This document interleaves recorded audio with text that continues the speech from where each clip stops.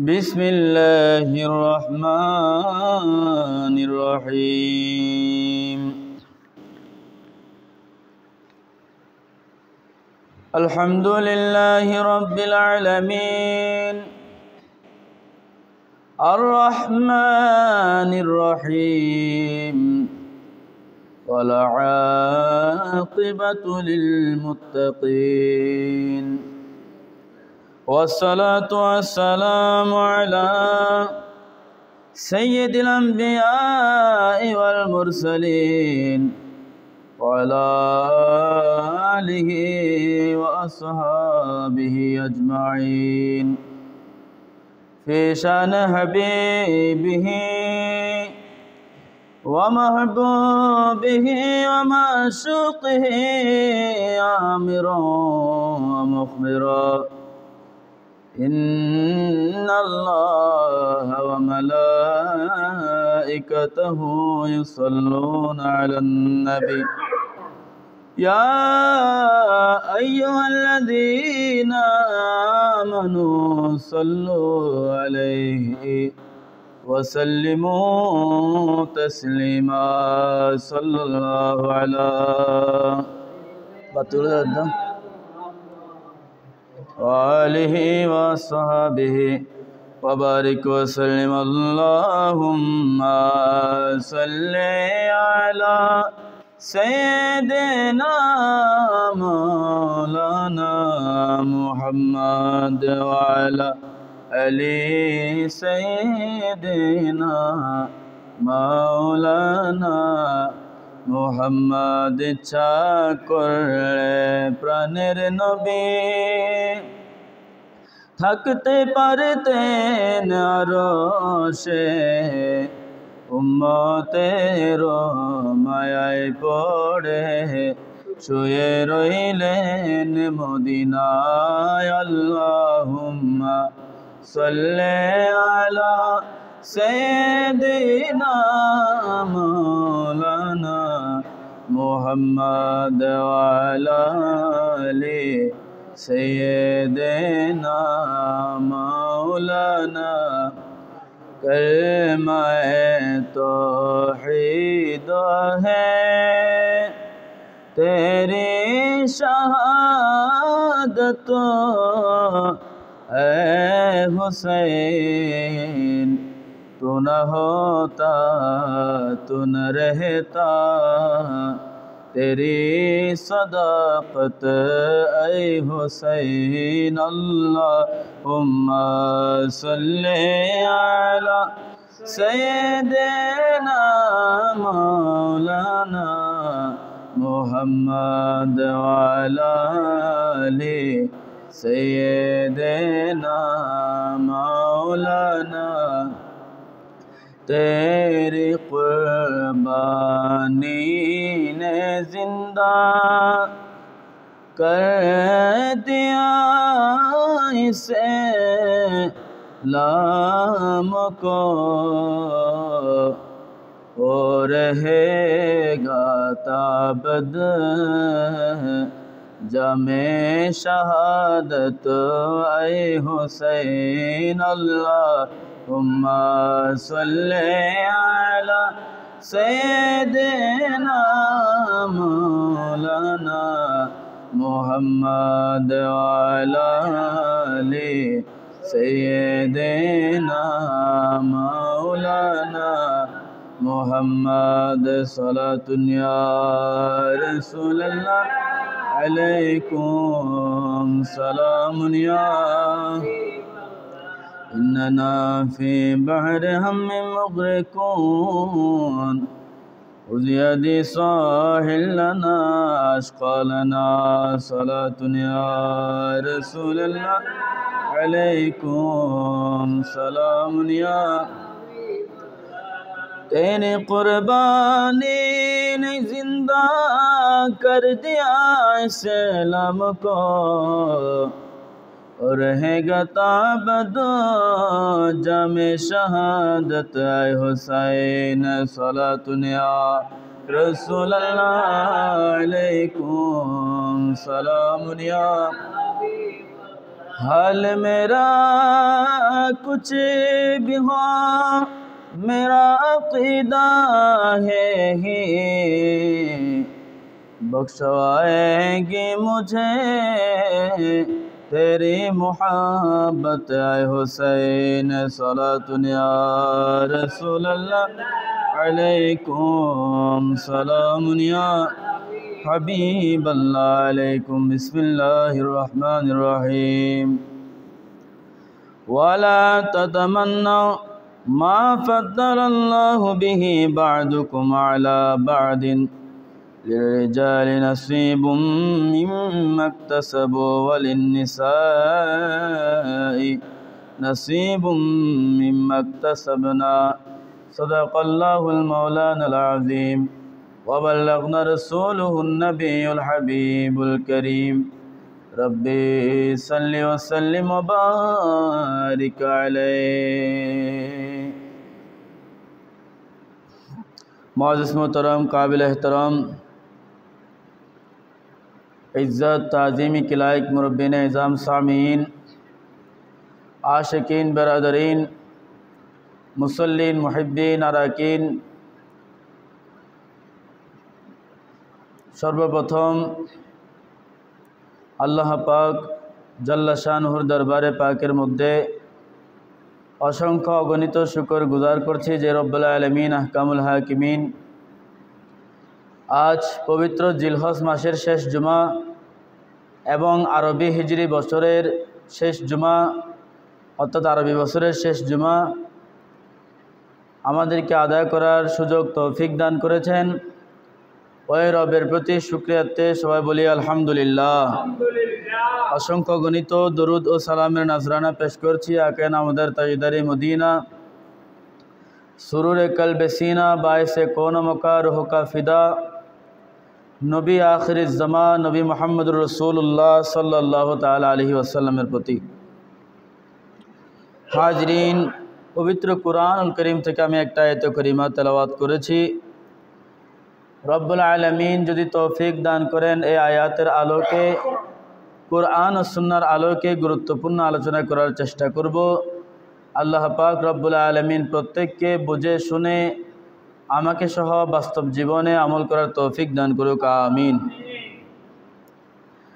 আল্লাহ পাক রব্বুল আলামিন কুরআনুল কারীমের সূরা নিসার 32 নম্বর আয়াতের অংশের মধ্যে বলছেন, বিসমিল্লাহির রহমানির রহিম ওয়ালা তাতামান্নাও, আল্লাহ বলছেন ওয়ালা তাতামান্নাও, তোমরা লালসা করো না, লোভ করো না, লালসা করো না, মা ফাদ্দালাল্লাহু বিহি বা'দুকুম আলা বা'দিন,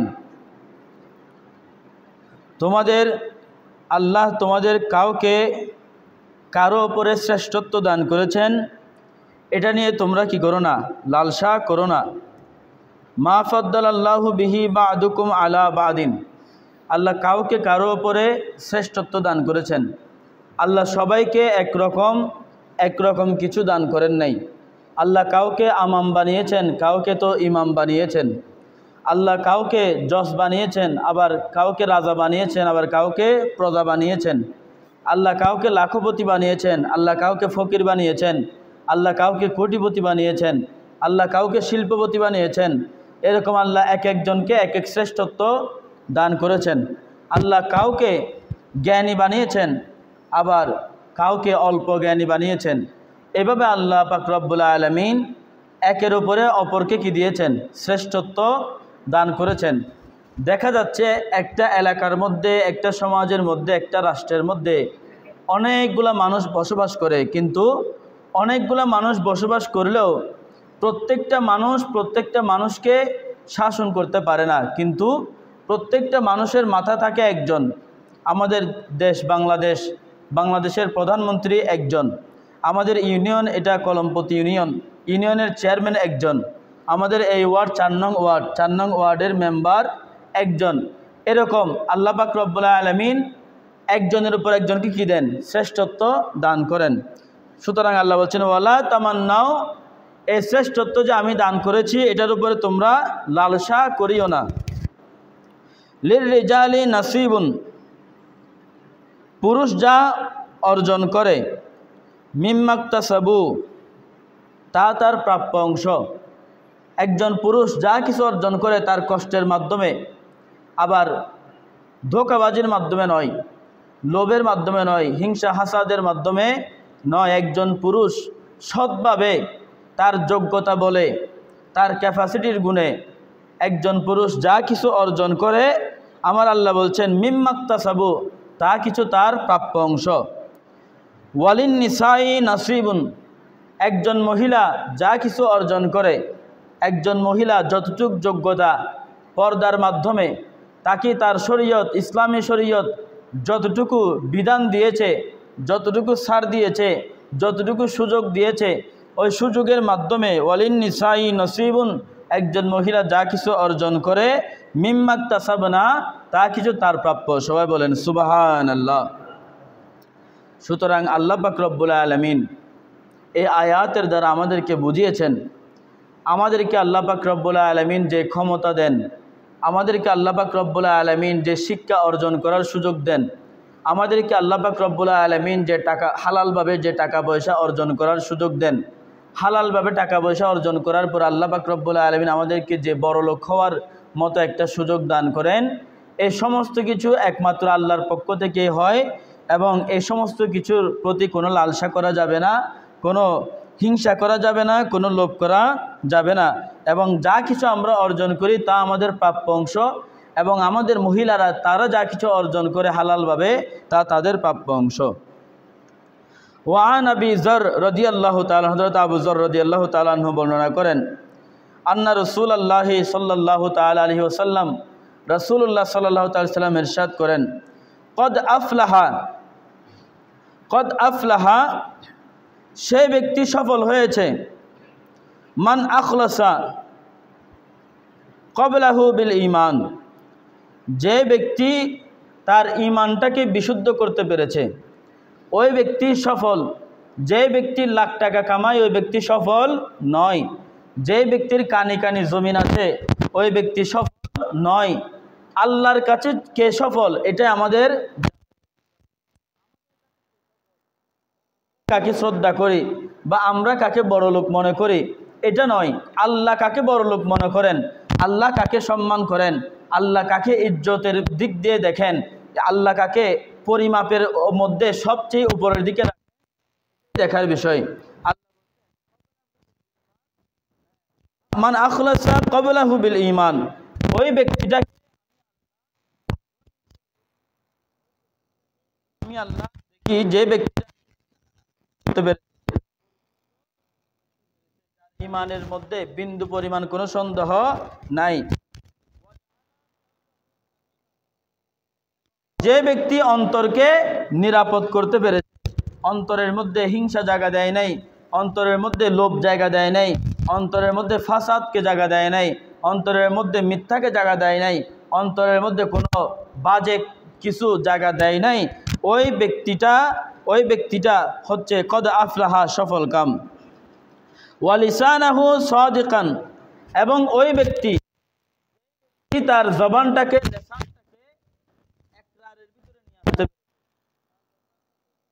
সালিমান মানের ভিতরে তার জবানটাকে সে নিরাপদ,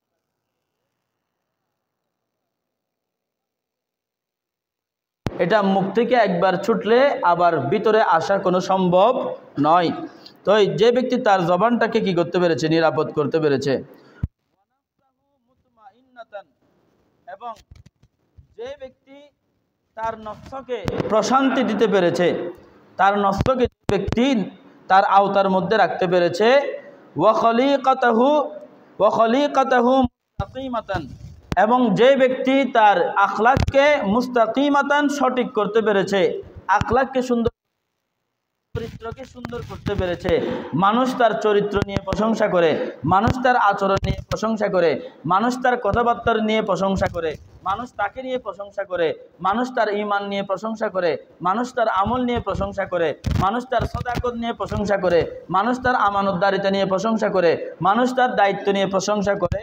আমার রাসূল বললেন কদ আফলাহা, ওই ব্যক্তি দুনিয়ার সফল কাম, এবং ওই ব্যক্তি আমি রাসূলের কাছেও সফল, ওই ব্যক্তি আল্লাহর ফল পরিশেষে জান্নাত ব্যক্তির মুকদ্দর। বড় করে বলেন সুবহানাল্লাহ। আল্লাহুম্মা সাল্লি আলা মুহাম্মাদ ওয়া আলা আলি সাইয়্যিদিনা। এই যে ওই হাদিসটা যেটা গত জুমার মধ্যে বলেছে, এটা আবার এই জুমার এই খুতবার মধ্যে আসছে। আল্লাহ রসুল বলছেন, ইন্নাল্লাহা লা ইয়ানজুরু ইলা সুওয়ারিকুম, আল্লাহ তোমাদের চেহারার দিকে তাকান না, ওয়া আমওয়ালিকুম, আল্লাহ তোমাদের ধন সম্পত্তির দিকে তাকান না, ওয়ালাকিন ইয়ানজুরু ইলা কুলুবিকুম, আল্লাহ পাক রব্বুল আলামিন তোমাদের কলব, ওয়া আমালিকুম, এবং তোমাদের আমলের দিকে তাকান। সুবহানাল্লাহ। আল্লাহ পাক রব্বুল আলামিন বান্দার থেকে সদাকত আশা করেন। যেমনিভাবে আপনার আওতার মধ্যে একজন ব্যক্তিকে আপনি রেখেছেন বা আপনার একজন কর্মচারী আপনি রেখেছেন, এখন ওই কর্মচারী থেকে আপনি কি আশা করবেন? বলে আমি ওই কর্মচারী থেকে আমার কাজটা সঠিকভাবে উনি আদায় করবে এবং সদাকত আমি আশা করব। সদাকত কি জিনিস? বলে সদাকত হচ্ছে এটা যে সে আমার সাথে কি করবে না, বেওফা করবে না, সে আমাকে ভিতর থেকে ধ্বংস করবে না, আমি তার থেকে কি করি, এটা আশা করি। সুতরাং আল্লাহ বলছেন আমি বান্দা থেকে কি করি, সদাকত আশা করি। কীরকম সদাকত? বলে সে তো আমার ক্ষতি করতে পারবে না, আমার এই ছোট বান্দা আমি আল্লাহর কি ক্ষতি করবে, কিন্তু আমি তার থেকে সদাকত বলতে এটা আশা করি যে আমার ওই বান্দা আমার অন্য কোনো বান্দার কি করবে না, ক্ষতি করবে না।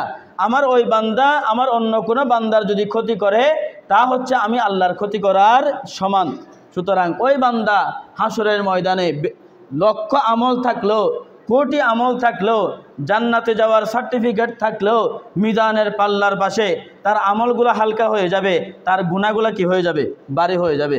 কিন্তু এমনিতে গুনাহ নাই, কিন্তু গুনার পাল্লা কি হয়ে যাবে, ভারী হয়ে যাবে। এমনিতে আমল নাই, কিন্তু আমলের পাল্লা কি, আমল বেশি কিন্তু আমলের পাল্লা হালকা হয়ে যাবে। আল্লাহকে প্রশ্ন করবে, ও রব্বুল আলামিন, আমি তো অনেক আমল করেছি, আমার তো আমল বেশি থাকার কথা, আমার তো গুনাহ কম থাকার কথা, কিন্তু আমার গুনাহ বেশি কেন, আমল কম কেন? আমার আল্লাহ বলবেন, ও আমার বান্দা, দুনিয়ার মধ্যে তুমি আমার আমার ক্ষতি করেছো। তখন বান্দা বলবে, আল্লাহ আমি আপনার কিভাবে ক্ষতি করলাম? 5 ওয়াক্ত নামাজ বলেছেন, ওইটাও বললাম, দান সৎকার কথা বলেছেন, ওইটাও করলাম, রোজার কথা বলেছেন, রোজাও তো রাখলাম, মানুষেরকে দান সৎকার করতে বলেছেন, ওইটাও তো করলাম। আল্লাহ আমি আপনার কি ক্ষতিটা করলাম? আল্লাহ পাক রব্বুল আলামিন বলবেন, দুনিয়ার মধ্যে তুমি অমুক জায়গার মধ্যে অমুক মানুষের ক্ষতি করেছো, দুনিয়ার মধ্যে তুমি লেনদেনের সময় অমুক মানুষকে ধোঁকা দিয়েছো, দুনিয়ার মধ্যে তুমি অমুক মানুষের সম্পর্কে না জেনে বাজে মন্তব্য করেছো, দুনিয়ার মধ্যে তুমি অমুক মানুষের ক্ষতি করেছো।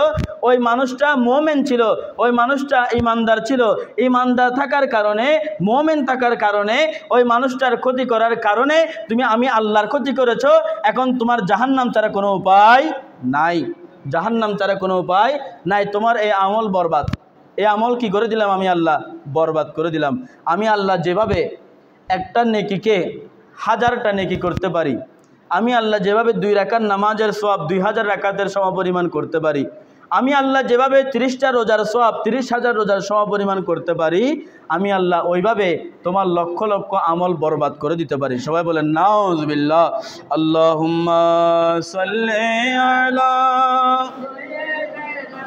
মাওলানা মুহাম্মাদ ওয়া আলা আলি সাইয়্যিদিনা। وعن عبد الله بن بصر رضي الله تعالى عنه, হযরত আব্দুল্লাহ ইবনে বুসর রাদিয়াল্লাহু তাআলা আনহু বর্ণনা করেন, আনিন নবী সাল্লাল্লাহু তাআলা আলাইহি ওয়াসাল্লাম, রাসূলুল্লাহ সাল্লাল্লাহু আলাইহি ওয়াসাল্লাম ইরশাদ করেন, ক্বালা লাইসা মিন্নি, আমার রাসূল বললেন, ক্বালা লাইসা মিন্নি, ওই ব্যক্তি আমার পক্ষ থেকে নয়, যু হাসাদিন, যে ব্যক্তি হিংসা করে, ওয়ালা নামিমাতিন, যে ব্যক্তি চুগলখুরি করে, একজনের কথা অপরজনকে গিয়ে লাগাইয়া দেয়, একজনের দুষ্ত্রুটি অপরজনকে গিয়ে লাগাইয়া দেয়, ওয়ালা কাহানাতিন, এবং যে ব্যক্তি গণনা করে, মানুষের আয়ুষ্কাল গণনা করে, ওয়ালা আনা মিনহু, আমার রাসূল বললেন ওই ব্যক্তি আমার নয় এবং আমি ওই ব্যক্তির নয়, ওই ব্যক্তি আমার উম্মত নয় এবং আমি ওই ব্যক্তির নবী নয়। বড় করে বলেন নাউজুবিল্লাহ। তাই রাসূলুল্লাহ যখন বলছেন ওই ব্যক্তি আমার নয়, আমি ব্যক্তি ওনার নয়, তো এটা মানে এটা যে ওই ব্যক্তি আমার উম্মত নয়, আমি ওনার নবীও নয়। তো এই উম্মত নয়, নবীও নয় মানে কি? মুসলমান যারা আমরা আছি, আমরা তো বলছি রাসূল আমাদের কি নবী, উনি আমাদের রাসূল, উনি আমাদের নবী। কিন্তু রাসূল বলছেন না না না, তুমি যদি আমাকে নবীও বলো, আমাকে রাসূল বলো, কিন্তু আমি তোমাকে উম্মত বলতেছি কিনা এটা দেখো আগে। আমি তোমাকে উম্মত বলছি কিনা, আমার উম্মত হওয়ার জন্য যতটুক যোগ্যতা প্রয়োজন তুমি কতটুক যোগ্যতা অর্জন করেছো। আল্লাহর বান্দা হওয়ার জন্য যতটুক যোগ্যতা প্রয়োজন তুমি বান্দা হওয়ার জন্য কতটুক যোগ্যতা অর্জন করেছো। বান্দা হওয়ার জন্য তুমি কতটুক উপযোগী, উম্মত হওয়ার জন্য তুমি কতটুক উপযোগী। আগে নিজেকে উপযোগী করো, এরপরে উম্মত দাবি করো। আগে নিজেকে উপযোগী করো, এরপরে বান্দা দাবি করো। সবাই বলেন সুবহানাল্লাহ। বান্দা এবং উম্মত হওয়ার জন্য আলাদা আলাদা কি প্রয়োজন? যোগ্যতা প্রয়োজন। একজন ব্যক্তি যদি বলে আমি কালিমা পড়েছি, আমি মুসলমান, একজন ব্যক্তি যদি বলে আমার বাবা মুসলমান, আমার মা মুসলমান, আমিও মুসলমান, আমার আল্লাহ বলছেন নয় নয় নয়, তুমি মুসলমান হতে পারো নাই। তুমি মুসলমান হতে গেলে আমি আল্লাহর হুকুমের মধ্যে থাকতে হবে, আহকামের মধ্যে থাকতে হবে, আরকানের মধ্যে থাকতে হবে। তুমি আমার রসুলের উম্মত দাবি করলে উম্মতের যেগুলো আরকান রয়েছে ওই আরকানের মধ্যে থাকতে হবে, উম্মতের আহকাম যেগুলো রয়েছে আহকামের মধ্যে থাকতে হবে। বড় করে বলেন সুবহানাল্লাহ। সুতরাং সুম্মা তালা রসুল্লাহ সাল্লাল্লাহু তাআলা আলাইহি সাল্লাম, এরপর আমার রসুল সাল্লাল্লাহু আলাইহি সাল্লাম কোরআনুল পাক থেকে একটা আয়াত করিমা তেলাওয়াত করে শোনালেন। কোন আয়াতটা? আমার রসুল কোরআন থেকে আয়াত তেলাওয়াত করলেন, বিসমিল্লাহির রহমানির রহিম, ওয়াল্লাযীনা ইউযুনাল মুমিনিনা ওয়াল মুমিনাতি। আমার রসুল আয়াতটা তেলাওয়াত করলেন, আল্লাহ পাক রব্বুল আলামিন বললেন ওয়াল্লাযীনা ইউযুনাল মুমিনিনা ওয়াল মুমিনাতি, যারা মুমিন পুরুষ এবং মুমিন নারীদেরকে কষ্ট দেয়, যারা মুমিন পুরুষ এবং মুমিন নারীদেরকে কষ্ট দেয়, বিগয়রি মাকতাসাবু ফাকাদ ইহতামালু বুহতানান ওয়া ইসমাম মুবিনা, এবং এমন এমন অপরাধ, যে অপরাধগুলা, এমন তহমত, যে তহমতগুলা তার সাথে যায় না, ওই তহমতের বলে তাকে কষ্ট দেয়। আমার রাসূল বলছেন, আল্লাহ পাকের কথা, আল্লাহ কোরআনের মধ্যে বলছেন এটা স্পষ্ট অপবাদ, এবং ওই অপবাদের বোঝা হাসরের ময়দানে ওই ব্যক্তির কাঁধে নিতে হবে। হাজারো আমল থাকলে আমল বরবাদ হয়ে যাবে, জাহান্নাম ছাড়া কোনো উপায় থাকবে না। পুলসিরাতের রাস্তা তার জন্য চুলের চাইতো চিকন, খুরের চাইতো ধার হয়ে যাবে। আমরা তো বলি পুলসিরাতের রাস্তা চুলের চাইতে চিকন, খুরের চাইতে ধার, কিন্তু এটা সবার জন্য নয়। সবার জন্য পুলসিরাতের রাস্তা চুলের চাইতে চিকন নয়, এবং সবার জন্য পুলসিরাতের রাস্তা খুরের চাইতে ধার নয়। সবাই বলেন সুবহানাল্লাহ।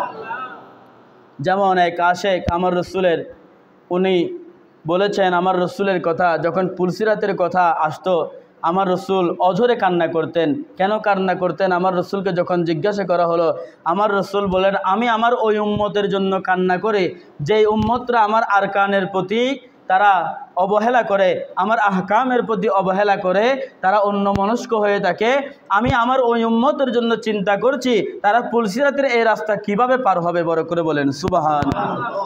পুলসিরাতে দেখিয়া নবী কাঁদেন যারে যার, আমার উম্মতে গুনাহগার খোদা কেমনে হবে পার, আমার উম্মতে গুনেহগার খোদা কেমনে হবে পার। পুলসিরাত দেখিয়া নবী কাঁদেন যারে যার, পুলসিরাত দেখিয়া নবী কাঁদে যারে যার। আল্লাহুম্মা সাল্লি আলা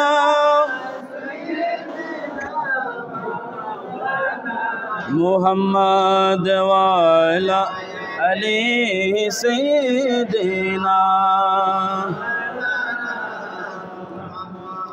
সুতরাং পুলসিরাতের রাস্তা সবার জন্য চুলের চাইতে চিকন নয়, এবং সবার জন্য খুরের চাইতে ধার নয়। আপনার আমলের হিসাব হবে মিজানের পাল্লার মধ্যে, কিন্তু ইমানের হিসাব কবর থেকে হয়ে যাবে। বড় করে বলেন সুবহানাল্লাহ। আপনি যদি ইমানদার হন আপনার কবর ফুলের বাগান হয়ে যাবে। আমলের হিসাব তো হবে হাসরের ময়দানে। আপনি নামাজ কয় ওয়াক্ত পড়েছেন নাকি না পড়েছেন, আপনার এই রোজা কয়টা রেখেছেন নাকি না রেখেছেন, এটা তো হাসরের ময়দানে মিজানের পাল্লার মধ্যে হিসাব পাবে। এটা তো কবরের মধ্যে মিজানের পাল্লা আনা হবে না, কিন্তু কবরের হিসাব পাবে, ইমানের হিসাব। কবরের মধ্যে যার ইমান যত পরিষ্কার, যার ইমান যত সঠিক, তার কবর ফুলের বাগান হয়ে যাবে। বড় করে বলেন সুবহানাল্লাহ। আর যার আমলের কোনো কমতি নাই কিন্তু ইমানের ঘাটতি রয়েছে, কবরের মধ্যে আগুনে জ্বলবে, হাসরের ময়দানে মিজানের পাল্লার মধ্যে যখন যাবে আমলের পাল্লা হালকা হয়ে থাকবে। আল্লাহকে প্রশ্ন করবে, আল্লাহ আমলের পাল্লা হালকা কেন? আমলের পাল্লা তো ভারী হওয়ার কথা, কপালে তো জট বাঁধাই ফেলেছি, এমনভাবে নামাজ পড়েছি, সম্পত্তি তো এক কানিও রাখি নাই, দান করে দিয়েছি, রোজা রাখতে রাখতে তো পেটের চামড়া লাগিয়ে ফেলেছি, আল্লাহ আমলের এত ঘাটতি হয় কিভাবে? আল্লাহ বলবেন, তুমি আমার প্রতিবেশীদেরকে কষ্ট দিয়েছ। আল্লাহকে প্রশ্ন করা হবে, আল্লাহ আপনার প্রতিবেশী কারা? আল্লাহ বলবেন, যারা তোমাদের আশেপাশে ছিল এরা আমার প্রতিবেশী, যারা তোমাদের আশেপাশে মুমিন ছিল, মুত্তাকি ছিল, এরা আমার প্রতিবেশী। আল্লাহ বলবেন, ও আমার বান্দা, তুমি আমার হক মেরে দিয়েছো। আল্লাহকে বান্দা বলবেন, আল্লাহ আপনার হক আবার কি মেরেছি? আপনার তো কোনো আকৃতি নাই, আপনি তো নিরাকার। আল্লাহ বলবেন, দুনিয়ার মধ্যে তোমার পার্শ্ববর্তী একজনের জায়গা তুমি আহরণ করেছো, অন্যায়ভাবে গ্রাস করেছো, এটা আমার হক মেরে দেওয়ার সমান। এরপর আল্লাহ বলবে, বান্দারে তুমি মনে করেছো আমার হক তোমার প্রতি নামাজ রোজা? নয় নয় নয়, আমার হক তোমার প্রতি তোমার ঈমানকে পরিশুদ্ধ করা। বড় করে বলেন সুবহানাল্লাহ। সেজন্য ঈমান যত পরিষ্কার, আপনার কবরের আযাবের সওয়ালের জবাব পরিষ্কার। ঈমান যত পরিষ্কার, আপনার কবরে তত আরাম পাবেন। ঈমান যত পরিষ্কার, হাসরের ময়দান তত পরিষ্কার। ঈমান যত পরিষ্কার, বিচার তত পরিষ্কার। ঈমান যত পরিষ্কার, আল্লাহ তত দয়াবান। ঈমান যত পরিষ্কার, পুলসিরাতের রাস্তা তত চওড়া হয়ে যাবে। ঈমান যত পরিষ্কার, জান্নাতের চাবি হাতে এসে যাবে। ঈমান যত পরিষ্কার, জান্নাতের মধ্যে দাখিল হয়ে যাবে। বড় করে বলেন সুবহানাল্লাহ। সালাতুন ইয়া রাসূলুল্লাহ, সালামুন ইয়া। হযরত আবু হুরায়রা রাদিয়াল্লাহু তাআলা আনহু বর্ণনা করেন, আন্না রাসূলুল্লাহ সাল্লাল্লাহু তাআলা আলাইহি ওয়াসাল্লাম, রাসূলুল্লাহ পাক সাল্লাল্লাহু আলাইহি ওয়াসাল্লাম ইরশাদ করেন, ক্বালা লা ইয়াজতামিউ ফি জাওফি আবদিন মুমিনিন গুবারুন ফি সাবিলিল্লাহ। আল্লাহ বলছেন, আমার রাসূল বলছেন, মুমিনের পেটে লা ইয়াজতামিউ ফি জাওফি আবদিন মুমিনিন গুবারুন ফি সাবিলিল্লাহ। মুমিনের পেটে আল্লাহর রাস্তার ধুলা, আল্লাহর মনে করেন নামাজ পড়তে আসছে, ধুলা নাক দিয়ে ঢুকে পেটে গেছে, এবং জেহাদে গেছে, ধুলা নাক দিয়ে ঢুকে পেটে গেছে। আমার রাসূল বলছেন, মুমিনের পেটে আল্লাহর রাস্তার ধুলা এবং জাহান্নামের গন্ধ কখনো একত্রিত হয় না। তেমনিভাবে আমার রাসূল বলছেন, ওয়ালা ইয়াজতামিউ ফি জাওফি আবদিনিল ঈমানু ওয়ালা হাসাদু। তেমনিভাবে মুমিনের কলবে হিংসা এবং ঈমান কখনো একসাথে থাকতে পারে না। যে মুমিনের অন্তরে হিংসা ঢুকেছে তার ঈমান চলে গেছে, এবং যে মুমিনের অন্তরে ঈমান আছে, হিংসা ঢোকার পরে কি করেছে? ঈমান চলে গেছে। এবং হিংসা অন্তরে আসার সাথে সাথে কালিমা পড়ে আল্লাহ এবং রাসূলকে অন্তরে বিশ্বাস রেখে ঈমানকে পরিশুদ্ধ করার চেষ্টা করার পরে আবার ঈমান তার কলবে আসবে, এর আগে ঈমান তার কলবে আসবে না। এরপরে আমার রাসূল সাল্লাল্লাহু তাআলা সাল্লামকে প্রশ্ন করা হলো, ইয়া রাসূলুল্লাহ আইয়ুন নাসি আফদালু, ইয়া রাসূলুল্লাহ কোন ব্যক্তিরা উত্তম, কোন ব্যক্তিরা এই দুনিয়ার মধ্যে সবচাইতে ভালো, কোন ব্যক্তিরা উত্তম? কলা, আমার রাসূল বললেন, কুল্লু মাখমুমিল কলবি সদুকুল লিসান। ওই ব্যক্তিটা এই দুনিয়ার মধ্যে সবচাইতে উত্তম যে ব্যক্তির অন্তরটা ভালো, অন্তরটা পরিষ্কার, অন্তরটা পরিশুদ্ধ, তার অন্তরের মধ্যে কোনো খারাপ সে জায়গা দেয় নাই। এবং সদুকুল লিসানে, এবং যার জবানটা পবিত্র, জবান দিয়ে খারাপ ভাষা উচ্চারণ করে না, ওই ব্যক্তিটাই আমার কাছে এবং আমার আল্লাহর কাছে সবচাইতে দুনিয়ার মধ্যে উত্তম। সবাই বলেন সুবহানাল্লাহ। এখন এখানে বলা হয় না এই ব্যক্তিটা কি লাখপতি না কোটিপতি, এটা নয়। ওই ব্যক্তিটা ফকির হোক, ওই ব্যক্তিটা মিসকিন হোক, ওই ব্যক্তিটা শিল্পপতি হোক, ওই ব্যক্তিটা লাখপতি হোক, কোটিপতি হোক, সবার জন্য যারা আল্লাহর বান্দা, যাদের অন্তর পরিশুদ্ধ, যাদের জবানটা পবিত্র, যাদের জবানের মধ্যে তালা আছে, লাগাম আছে, অন্তরের মধ্যে লাগাম আছে, অন্তরের মধ্যে গ্রিল আছে, তালা আছে, এই ব্যক্তিরা দুনিয়ার মধ্যে সবচেয়ে উত্তম ব্যক্তি। আমাদের কাছে না হতে পারে কিন্তু আল্লাহর কাছে উত্তম।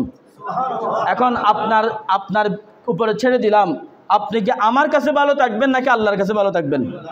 যদি আল্লাহর কাছে ভালো থাকতে চান তাহলে আমার মিষ্টি কথা কানে নেবেন না। আমি মিষ্টি কথা আপনাকে অনেক কিছু বলবো।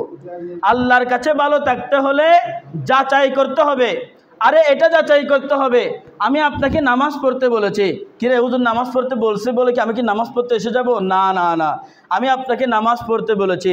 নামাজ পড়লে কি ফায়দা আগে এটা খুঁজে বের করেন, তারপর আপনি নামাজ পড়তে আসেন। নামাজ পড়লে কি ফায়দা এটা যদি আপনি না বুঝে নামাজ পড়তে আসেন, নামাজে আপনার মনোযোগ বসবে না, নামাজ আপনার ভালো লাগবে না। আপনি বলবেন ওখানে নামাজে গেলে কেউ টাকা দিবেনি, আপনি বলবেন নামাজে গেলে লাভটা কি, কিন্তু এটা কেউ হবে না। আমি যদি আপনাকে বলি রোজা রাখেন, আমার বলাতে রোজা রাখিয়েন না, আগে যাচাই করেন রোজা রাখলে কি ফায়দা। আমি যদি আপনাকে বলি অপরের বিরুদ্ধে গীবত করিয়েন না, আগে যাচাই করেন গীবত না করলে কি ফায়দা। আমি যদি আপনাকে বলি মিথ্যা কথা বলিয়েন না, আগে যাচাই করেন মিথ্যা করে না বললে কি ফায়দা। আমি যদি আপনাকে বলি আপনার সন্তানটাকে আপনি শাসন করেন, আপনার সন্তানটাকে আপনি এইভাবে চলাইয়েন না এইভাবে চালান, আপনি আগে চিন্তা করেন এইভাবে না চলে এভাবে চালাইলে কি ফায়দা। আমি যদি আপনাকে বলি আপনার সন্তানটাকে আপনি লেখাপড়া না করায় গ্যারেজের মধ্যে দিয়ে দেন, অথবা গ্যারেজ থেকে এনে লেখাপড়ার মধ্যে দিয়ে দেন, আগে আপনি যাচাই করেন আপনার কোন দিকে ফায়দা হবে, কোন দিকে আপনার সন্তানের ফায়দা হবে। আমার কথায় দৌড় দিয়েন না, আমার কথায় ভালো লাগার চেষ্টা করিয়েন না। নিজে যাচাই যতক্ষণ করবেন না ততক্ষণ কোনো কিছুর মধ্যে সুফল পাবেন না। আর যখন নিজে যাচাই করে করবেন তখন আপনি সুফলও পাবেন, আল্লাহর কাছেও পরিষ্কার হবেন, রাসূলের কাছেও পরিষ্কার হবেন, কবরটা ফুলের বাগান হবে, রসুলের কাছে নিজের উম্মত রসুলের উম্মত দাবি করার যোগ্যতা আপনার হয়ে যাবে। বড় করে বলেন সুবহানাল্লাহ। সুতরাং উম্মত হওয়ার জন্য যে গুণাবলী দরকার ওই গুণাবলী অর্জন করতে হবে। আমার রসুল বললেন আহুয়া তাকিয়ুন নাকিয়ু লা ইসমা ফিহি ওয়ালা বাগিয়া ওয়ালা গিল্লা। আমার রসুল বললেন ওই ব্যক্তির অন্তর বিশুদ্ধ যে ব্যক্তির চরিত্রটা শুদ্ধ, যে ব্যক্তির চরিত্রটা কি শুদ্ধ, চরিত্র শুদ্ধ, তার অন্তর বিশুদ্ধ। এখন দুইভাবে আসি, অসৎ চরিত্র এবং সৎ চরিত্র। অসৎ চরিত্র কোনটা, সৎ চরিত্র কোনটা, চরিত্রবান ব্যক্তি কোনটা এবং ক্যারেক্টারলেস অর্থাৎ চরিত্র ছাড়া ব্যক্তি কোনটা। চরিত্র ছাড়া ব্যক্তির কথা আগে বলি। চরিত্র ছাড়া ব্যক্তি হচ্ছে ওই ধরনের ব্যক্তি যারা কথা বলে বলে সে কি বলে সেও জানে না। চরিত্র ছাড়া ব্যক্তি হচ্ছে ওই ব্যক্তি যিনি গুনাহ করে, গুনাহ করতে করতে এমন পর্যায়ে চলে যায় গুনাহটাকেও তার কি লাগে, সওয়াবের মতো লাগে। চরিত্র ছাড়া ব্যক্তি হচ্ছে এমন ব্যক্তি যিনি গালি ছাড়া কখনো কথা বলতে পারে না। চরিত্র ছাড়া ব্যক্তি হচ্ছে এমন ব্যক্তি যিনার সব কাজের মধ্যে স্বার্থ দরকার। চরিত্র ছাড়া ব্যক্তি হচ্ছে এমন ব্যক্তি যিনি দায়িত্বের প্রতি বেগবান। চরিত্র ছাড়া ব্যক্তি হচ্ছে এমন ব্যক্তি যিনার সৎসাহস নাই, যিনি দ্বীনি শিক্ষায় দীক্ষিত নয় এবং দীক্ষিত হতেও চান না। চরিত্র ছাড়া ব্যক্তি হচ্ছে এমন ব্যক্তি যিনি আল্লাহর বান্দা দাবি করেন কিন্তু আল্লাহকে ভয় করেন, মুখে বলেন কিন্তু অন্তর দিয়ে আল্লাহকে ভয় করতে পারেন না। চরিত্রবান ব্যক্তি হচ্ছে ওই ব্যক্তি যিনার আল্লাহর কথা শুনতে ভালো লাগে, রাসূলের কথা শুনতে ভালো লাগে, মানুষের কাছে পরিষ্কার, মানুষ তার প্রশংসা করে, মানুষ তাকে ভালোবাসে, মানুষ তাকে পছন্দ করে। আমার রসুল বলেন যখন মানুষ তাকে পছন্দ করে, আল্লাহর বান্দারা যখন পছন্দ করে, আমার উম্মতেরা যখন তাকে পছন্দ করে, আল্লাহর বান্দারা যখন তাকে পছন্দ করে, যাও আমি রাসূলও পছন্দ করলাম, আমি রাসূল পছন্দ করা মানে আমার আল্লাহ পছন্দ করলো, তোমার মিজানের পাল্লা ভারী হয়ে গেল। বড় করে বলেন সুবহানাল্লাহ। সুতরাং নামাজ পড়েন কি না পড়েন এটা আমলের বিষয়, আপনার জবাব আপনি মিজানের পাল্লার কাছে গেলে দিবেন। রোজা রাখেন কি না রাখেন আপনার জবাব আপনি মিজানের পাল্লার পাশে গেলে দিবেন। কিন্তু সৎ চরিত্রবান হন, মানুষের সাথে সৎ আচরণ করুন, মানুষের পিছনে কথা বলা বন্ধ করুন, মানুষের চুগলিখুরি এখানের কথা ওখানে গিয়ে লাগানো বন্ধ করুন, আল্লাহকে ভয় করুন, আল্লাহকে ভালোবাসুন, রাসূলকে ভালোবাসুন, মানুষের সহায় হন, মানুষকে ইজ্জত দিন, সম্মান দিন, আপনিও ইজ্জত পাবেন, আপনিও সম্মান পাবেন। যদি মানুষকে ইজ্জত না দেন মানুষের কষ্টের কারণ হন, মানুষের অভিশাপ যেটা লাগবে এটা হয়তো আপনার উপরে লাগবে, হয়তোবা আপনার সন্তানের উপরে লাগবে, হয়তো হয়তোবা আপনার মা বাবার উপরে লাগবে, হয়তোবা আপনার ঘরের উপরে লাগবে, হয়তোবা আপনার সম্পদের উপরে লাগবে, হয়তোবা আপনার নিজের উপরে লাগবে। একটা না একটা দিক দিয়ে আপনাকে ধ্বংস হয়ে যেতে হবে। এটা ইতিহাস সাক্ষী আছে। যত বড় বড় ব্যক্তিরা এসেছিল, ফেরাউন এসেছে, চক্রান্ত করেছে, চক্রান্ত করার কারণে ধ্বংস হয়েছে। সাদ্দাত এসেছে, চক্রান্ত করেছে, চক্রান্ত করার কারণে ধ্বংস হয়েছে। সমসাময়িক আবু জাহেল এসেছে, চক্রান্ত করেছে, চক্রান্ত করার কারণে ধ্বংস হয়েছে। আবু লাহাব এসেছে, চক্রান্ত করেছে, চক্রান্ত করার কারণে ধ্বংস হয়েছে। এভাবে উতবা, সাইবা, মাতাব ইবনে কুসাইর, জুদ ইবনে কাইস নামক অসংখ্য জাহেলরা এসেছে, আবার চক্রান্ত করেছে, চক্রান্ত করার মাধ্যমে ধ্বংস হয়েছে। সুতরাং মুমিনরা কখনো কাউকে অভিশাপ দেয় না, মুমিনরা কখনো কাউকে গজব দেয় না, মুমিনরা কখনো কারোর বিরুদ্ধে আল্লাহর কাছে অভিযোগ করে না। কিন্তু অন্তরের যেটা শ্বাস নিঃশ্বাস এটা পড়ে যায়। মানুষের প্রতি সহায় হন, দয়াবান হন, দয়াশীল হন, অন্তর পরিষ্কার করুন, মানুষকে ভালোবাসুন, সৃষ্টি জীবকে ভালোবাসুন, পশু পাখিকে ভালোবাসুন, মানুষের মতো মানুষ হন, নিজের সন্তানদেরকে মানুষের মতো মানুষ করুন, আল্লাহর ইবাদত বন্দেগী করুন, রসুল পাকের সঠিক উম্মত হওয়ার জন্য চেষ্টা করুন। রসুল পাক যেন নিজ থেকে আপনাকে উম্মত বলে হাসরের ময়দানে ডেকে নেয়, এটার যোগ্যতা অর্জন করার চেষ্টা করুন। আল্লাহ যেন আপনাকে নিজ থেকে আমার বান্দা ছেড়ে দাও এটা বলতে পারে, ওই জিনিসটা অর্জন করার চেষ্টা করুন। আল্লাহ পাক রব্বুল আলামিন প্রত্যেককে বুঝার তৌফিক দান করুক, সবাই বলুন আমিন। আমার জন্য দোয়া করবেন, আমি আপনাদের জন্য দোয়া করি। আমি কিছুদিন 2-3 সপ্তাহ আমি একটু জামিলার মধ্যে ছিলাম, ঘরের কিছু জায়গা সংক্রান্ত কাজে। এখন আলহামদুলিল্লাহ গতকাল আমি জামিলা থেকে মুক্ত হয়েছে আপনাদের দোয়ায়। আমার জন্য দোয়া করবেন, বিশেষ করে যাতে আল্লাহ পাক রব্বুল আলামিন সবসময় জামিলা মুক্ত রাখে। দুনিয়ার সাথে জড়াইতে চাই না, কেন জানি জড়াইয়া যায়। মানুষ কখনো খারাপ কাজ করতে চায় না, কেন জানি কি করে যায়, খারাপ কাজের মধ্যে মিশ্রিত হয়ে যায়। মানুষ 1 ওয়াক্ত 2 ওয়াক্ত নামাজ পড়লে সে নামাজি হতে চায়, কিন্তু কেন জানি নামাজ থেকে সে আবার দূরে চলে যায়। এটাই হচ্ছে দুনিয়ার নিয়ম। দুনিয়ার মধ্যে সে যে জড়াইতে চায় না, কোনো না কোনোভাবে তাকে কি করতে হয়, জড়াই যাইতে হয়। অনেকে বলে হুজুর আমি তো গালি দিতে চাই না, তোই ভাই গালিটা চলে আসে আমাদেরকে, যেটা বলে আর কি, হুজুর আমি এই কারো বিরুদ্ধে লাগতে চাই না, বলে এটা কি অটোমেটিকলি চলে আসে। হুজুর আমি কাউকে বদদুয়া দিতে চাই না, বলে বদদুয়াটা অন্তর থেকে কি আসে, চলে আসে। সুতরাং এটা দুনিয়ার সিস্টেম। আমরা পরিশুদ্ধ হতে চাইলেও আমরা কি হতে পারি না, সঠিকভাবে পরিশুদ্ধ কখনো হতে পারি না। এবং চেষ্টা করতে হবে, পরিশুদ্ধ হতে না পারলে কি হবে, চেষ্টা করতে হবে, চেষ্টায় সাফল্যের চূড়া। আল্লাহ পাক রব্বুল আলামিন প্রত্যেককে সক্ষমতা দান করুক, সবাই বলুন আমিন। ওয়া আখিরু দাওয়ানা আলহামদুলিল্লাহি রাব্বিল আলামিন। আমা তৌফিক ইল্লা বিল্লাহ। আসসালামু আলাইকুম ওয়া রাহমাতুল্লাহি ওয়া বারাকাতুহু। যারা সুন্নাত পড়েন না 4 রাকাত কবুল জুমার সুন্নাত আদায় করে নেন।